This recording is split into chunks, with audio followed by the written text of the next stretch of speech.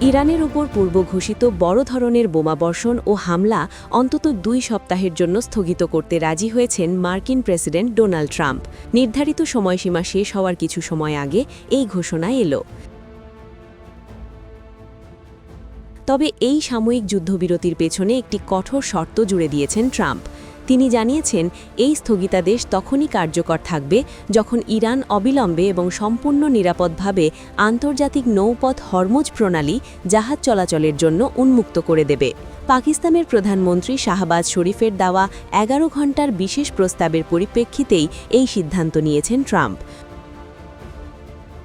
Truth সোশ্যালে Trump লিখেন, পাকিস্তানের প্রধানমন্ত্রী শাহবাজ শরীফ ও সেনাপ্রধান জেনারেল আসিম মুনিরের বিশেষ অনুরোধে ইরানের উপর পূর্ব নির্ধারিত বিধ্বংসী হামলা 2 সপ্তাহের জন্য তিনি স্থগিতে রাজি হয়েছেন। ট্রাম্প লিখেন, 2 পক্ষের মধ্যে একটি উভমুখী যুদ্ধবিরতি কার্যকর হতে যাচ্ছে, তবে এই স্থগিতাদেশের প্রধান শর্ত হচ্ছে ইরানকে অবিলম্বে এবং সম্পূর্ণ নিরাপদভাবে আন্তর্জাতিক গুরুত্বপূর্ণ নৌপথ হরমুজ প্রণালী জাহাজ চলাচলের জন্য উন্মুক্ত করে দিতে হবে। এই নাটকীয় ঘোষণার পেছনে পাকিস্তানের শীর্ষ নেতৃত্বের মধ্যস্থতা বড় ভূমিকা পালন করেছে।